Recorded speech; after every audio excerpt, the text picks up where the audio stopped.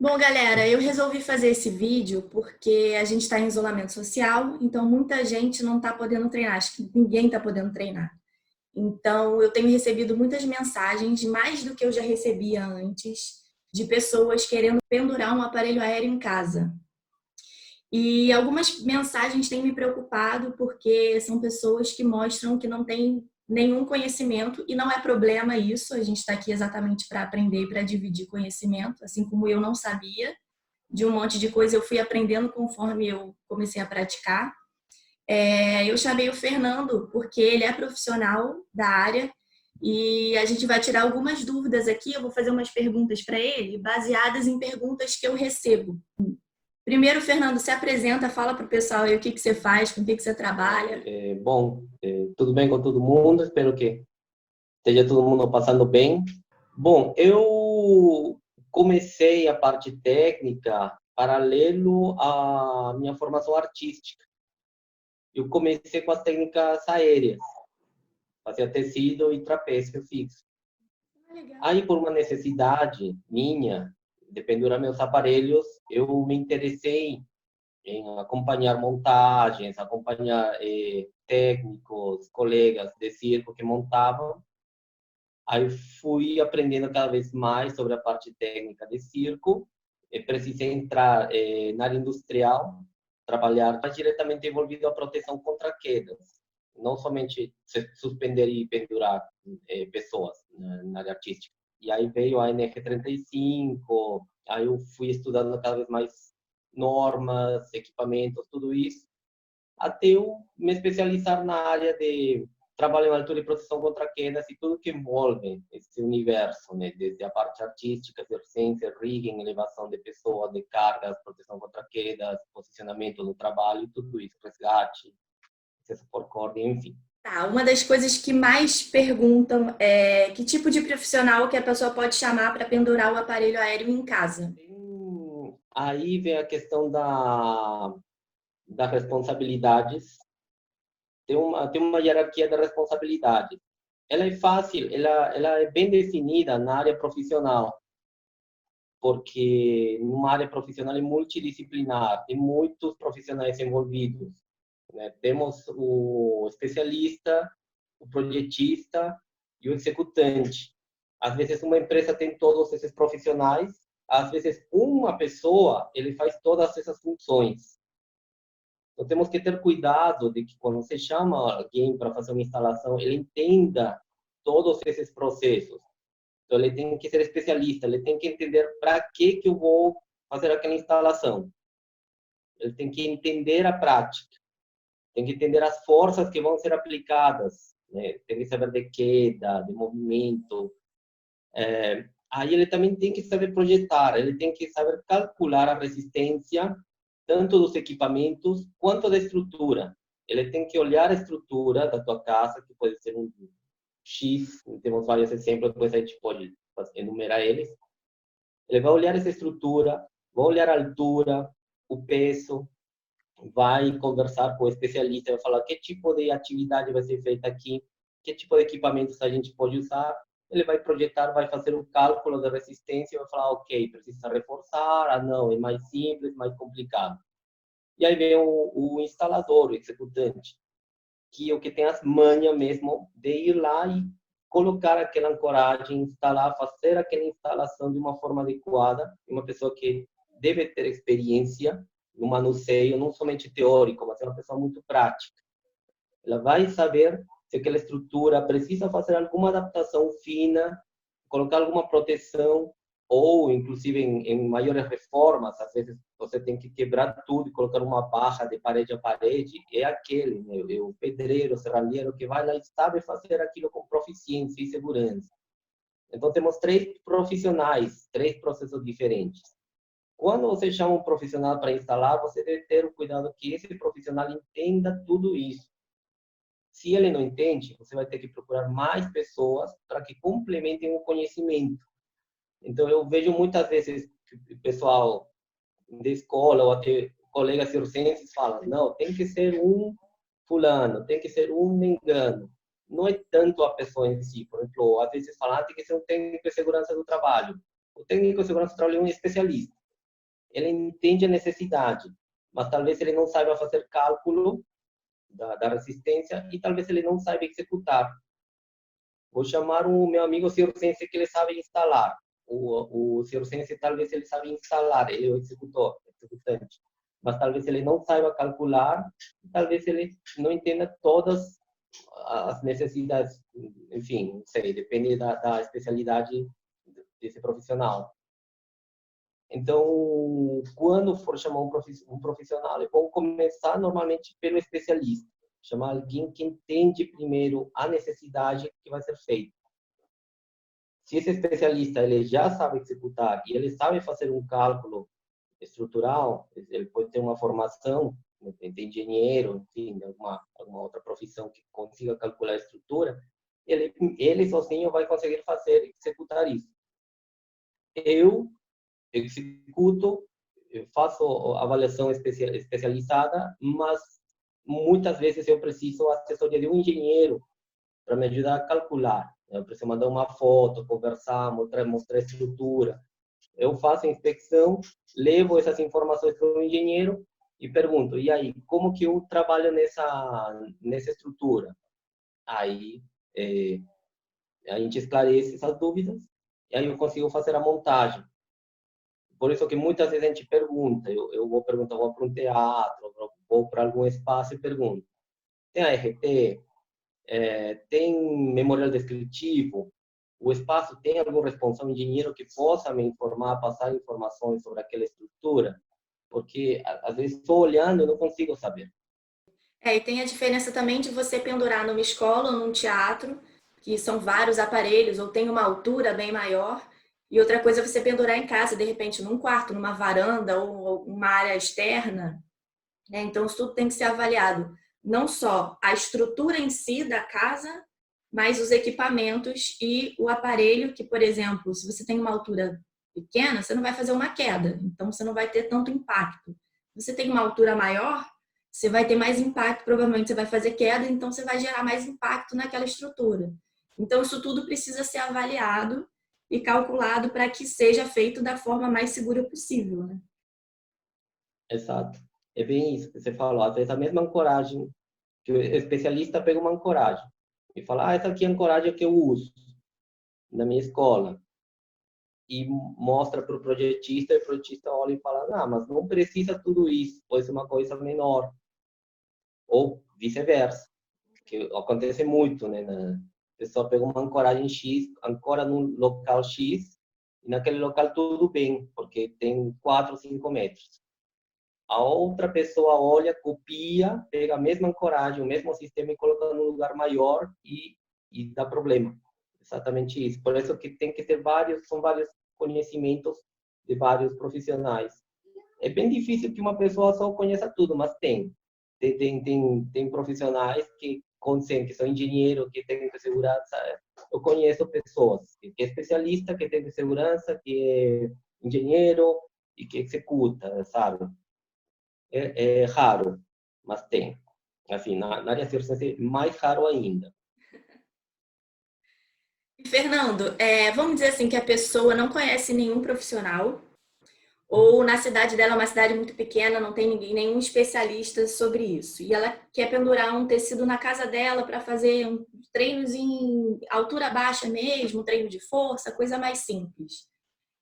Tem como ela fazer essa ancoragem, chamar alguém? Dá para fazer de uma forma que não precise chamar um profissional? Ou que não seja um profissional de circo, mas um profissional, sei lá, de alguma outra área para fazer isso? Olha, voltando para a questão das responsabilidades, quando você pendura ou cria uma instalação para ter o próprio uso doméstico, e se você não é remunerado, você não tem nenhuma relação com nenhuma pessoa, aí você pode arriscar de fazer isso, levar teu equipamento, tua instalação, colocar em algum lugar Por sua e conta e risco, né? realmente o que mais tem vídeo no YouTube mostrando como fazer uma ancoragem. É uma informação, né, aberta. Não sou dono dessa informação, todo mundo, assim, é uma coisa universal. você fala em várias línguas, é comum. Os equipamentos também são universais, você encontra eles, dá para comprar na internet. O problema aí está na questão de se você pendura para ter uso, você sofre um acidente, né? Por conta de risco que a gente fala. Você colocou na tua casa, você se acidentou, não vai acontecer nada. Além do teu mal, do teu acidente, que sabemos que pode ser fatal.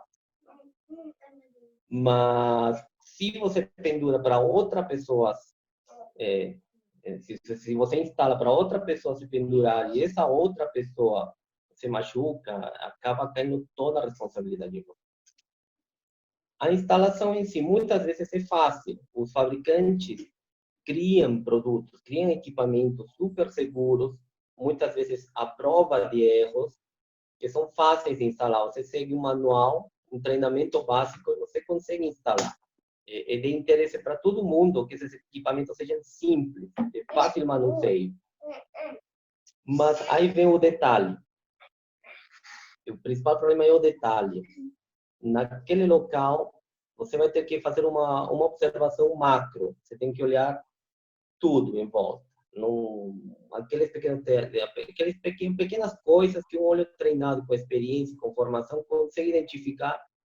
Nem sempre a pessoa leiga vai saber olhar. Aí que mora o perigo, né? Porque é fácil você pegar uma cinta de ancoragem, abraçar um galho de uma árvore, colocar um mosquetão, ou jogar uma corda por cima do galho, ou jogar uma corda por cima da tesoura do teu telhado, e aí você pendura um tecido. É fácil, é muito fácil, qualquer um faz isso. É tão fácil que as pessoas desprezam e falam assim, nossa, você vai chamar um técnico para fazer isso? Tipo, eu subo ali, em 2 minutos eu penduro o teu tecido. E aí que tá, às vezes, muitas vezes dá certo. E como deu certo num lugar, vai dar certo aqui também. Você faz, deu certo aqui também. Aí teu amigo olha e fala, que legal, né? O pessoal olha no Instagram, olha nos vídeos, no YouTube e fala, dá para fazer. Porque para ele deu certo, eu também vou fazer. Fiz, deu errado comigo. Então, quando não tem essa assessoria, é isso, é por conta e risco. Arriscar, não deixa de ser, é uma loteria, é uma mega sena. Somente que o prêmio é o acidente, não é dar certo. A maioria das vezes dá certo. Até porque quando a gente treina em casa, num ambiente assim, que não é idôneo, acaba treinando a alturas menores. Então acaba sofrendo um impacto menor, né? A carga dinâmica é reduzida, movimentos, chicotes, e não esforça demais a estrutura e sobrevive e dá certo. E outra coisa que a gente tem que lembrar também é que não é só você estar com o equipamento certo, com a estrutura certa. A segurança não é só o equipamento. A segurança também é a sua prática. Se você tem uma prática irresponsável, pode dar problema do mesmo jeito. Então, você chama uma pessoa, pendura o tecido ou a lira num lugar ok, com equipamento ok, o cara foi lá, fez todos os cálculos, está tudo maravilhoso. Mas aí você vai lá e treina coisa que você não estava acostumado a treinar, que você não tem nenhuma orientação, um professor do lado, que você de repente não tem colchão ou não tem o colchão correto, e aí acaba sofrendo um acidente. Então, a gente tem que pensar na segurança em uma coisa maior, né? Não é só, eu comprei o equipamento certo e beleza, não estou correndo risco. A galera que treina em casa também tem que pensar que ela está treinando sem um acompanhamento, sem uma supervisão, e muita gente que tem pouca experiência está querendo fazer isso. E aí é um outro risco que ela corre, né? Exato, treinar sozinho. Exatamente. Treinar sozinho é complicado.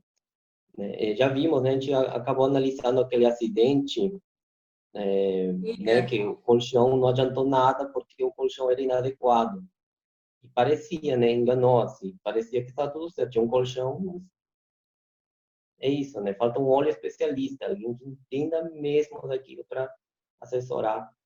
Exatamente. Imagina, esse pessoal que organizou um festival errou cometeu todos aqueles erros, imagina na tua casa de uma forma mais menos acompanhada. E a gente se machuca na aula, né? Às vezes a gente está num lugar que é seguro, que tem tudo certo, que tem o colchão certo, que tá com o professor do lado, e às vezes a gente se machuca. Então, imagina em casa, sem toda essa estrutura e sem orientação, né? A chance é bem maior.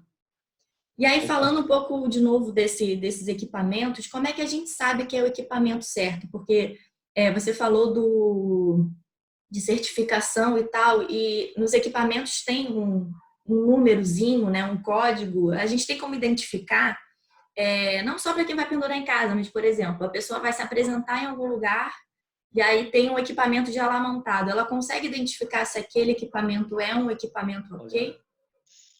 sim, sim, deveria.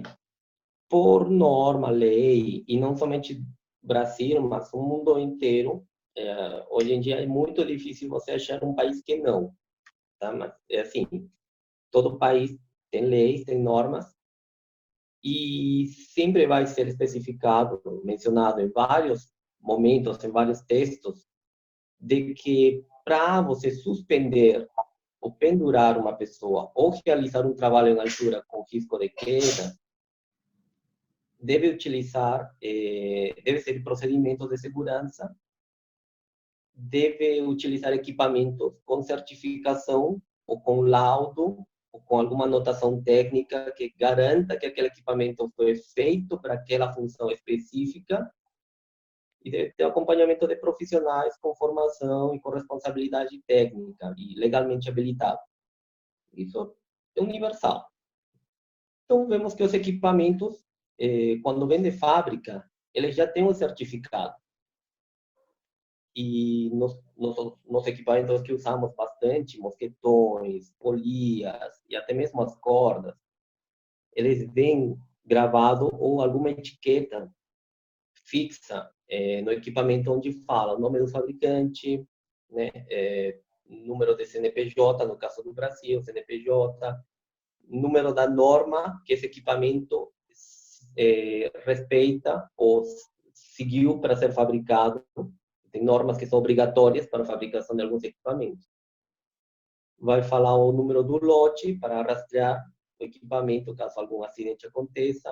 A perícia pega o equipamento, olha, tá, tal fabricante, faz a investigação, pode que tenha um problema no lote. E, enfim, até nas cordas, as cordas no centro da corda, na alma, tem uma fita, uma fitinha com essas informações todas. Então, é obrigatório. Se você vai suspender ou colocar uma pessoa em uma altura, você tem que utilizar equipamentos com certificado. O que acontece se eu preciso de um equipamento tão específico que não é fabricado, não existe manufaturado? Eu preciso mandar fabricar, que é o caso dos aparelhos circenses, né? Aqui no Brasil não tem fábrica, né, para equipamentos. Em alguns outros continentes tem, mas aqui na América não, por enquanto. Então, preciso fabricar meu aparelho. Ok. Só que ele tem que ter o acompanhamento de um profissional legalmente habilitado. E aí vem a questão da ART, que muito colega profissional reclama porque precisa ter a ART do aparelho. Você vai trabalhar em espaços que cobram a ART. É a anotação de responsabilidade técnica. Quer dizer que um engenheiro calculista fez o projeto daquele equipamento e mandou para o executante fabricar o equipamento, que é o serralheiro. O serralheiro fabrica o equipamento, o engenheiro assina o documento, dá uma validade para aquele aparelho e aí você pode usar. Nos melhores, nos locais que já fabricam aparelhos de circo, vem uma etiqueta grudada ou vem gravado na barra, em algum lugar, numa gravura, onde especifica um código e esse código serve para você identificar o documento, o laudo, a RT daquele aparelho. Aqui no Brasil você pratica muito, né? Você manda no serralheiro, o serralheiro faz, você fala assim, tem que aguentar uma pessoa, e vai lá, solta e entrega para o seu aparelho. Você leva esse aparelho, faz, monta em algum lugar, e se vem outro colega, olha aquele aparelho, não vai ter como saber quem fez, como fez. Vai ter que confiar, olhar, né? Se for um profissional com experiência, um circense com experiência, vai olhar e falar, esse é um bom trapézio. Não, esse trapézio está ruim, não vou subir, enfim. Agora, uma pessoa leiga não tem como saber. um equipamento com certificado, mesmo leigo, vai olhar e vai ver as gravuras, ele consegue jogar esses números na internet, e ele consegue ver que aquele fabricante existe, que aquele CNPJ existe, ele coloca o lote, ele vai ver que aquele mosquitão, quando foi fabricado, materiais, medidas, a carga, a resistência vem gravada no equipamento, então o limite de esforço do equipamento vem gravado nele. Então, essa é a diferença entre ter um equipamento de fábrica certificado e um equipamento que você tem que mandar fabricar. Dá dor de cabeça. É complicado. Ainda não se tem essa prática. Então, tecido, por exemplo, né? Tecido, a gente compra o tecido na loja de tecido e pendura e confia que vai resistir. Resiste. Mas não foi feito nenhum teste. Teria que fazer um ensaio algum dia, pegar um tecido e colocar numa máquina que vai medir a carga até o tecido rasgar e falar, ah, o tecido aguenta tanto. Tá para ser feito, mas não existe, o tecido não vem com um certificado. Não vem com um papelzinho falando, ah, esse tecido aguenta 22 km. E não é comum fazer esses testes aqui, né? Para circo, não. Agora, para o resto do equipamento, sim. Para indústria, EPI, né, equipamentos de proteção individual, faz muito teste, faz. Para você conseguir o teu certificado para vender teu equipamento, você tem que submeter a testes. Então, os fabricantes de EPI, desses cintos, tipo paraquedista, talabarte, todos esses equipamentos que o pessoal usa na construção civil, por exemplo, né, os alpinistas industriais, a galera que limpa prédio, esses equipamentos são obrigatoriamente testados. Aí emitido um laudo, e esse laudo é levado para em metro aprova teu equipamento para ser produzido em massa. Um processo um pouco longo, mas vale a pena. Garante ao usuário que aquele equipamento vai funcionar e vai salvar a vida dele. Eu te falo, como pessoa que já ficou pendurada, eu já caí, já fiquei pendurada no meu cinto, na minha linha de vida e não aconteceu nada, assim, tipo, tá bom, tipo, não aconteceu nada. Saí Foi o andando. susto. Pronto. Então, essa garantia, essa segurança, você trabalhar com esses equipamentos faz toda a diferença do que você ficar rezando lá, será que vai aguentar? E aí que vem, né? A pessoa coloca fé, bota fé. Você vai num festival ou numa apresentação da tua escola, foi montado no teatro lindo, o aluno confia, né? Ele vai na fé, o artista, o participante, vai na fé, vai feliz se apresentar, né? Agora é isso, né? A gente vê montagens e montagens, aparelhos e aparelhos. Você vê aparelhos muito bem feitos, mas sem nenhum certificado, só que bem feitos.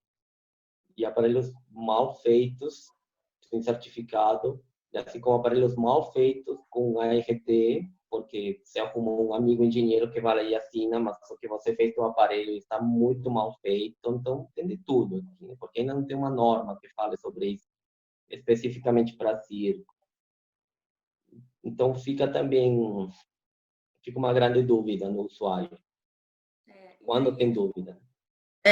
A questão toda é que eu falo principalmente para a galera que faz aula recreativa, né? A maior parte do meu público nem é tanto artista nem profissional, são pessoas que fazem aulas em academias, em escolas de circo. Então, são pessoas que não têm tanto conhecimento técnico e que muitos acabam aprendendo durante a prática, e muitos fazem a prática e não aprendem porque também não têm interesse em saber sobre o assunto.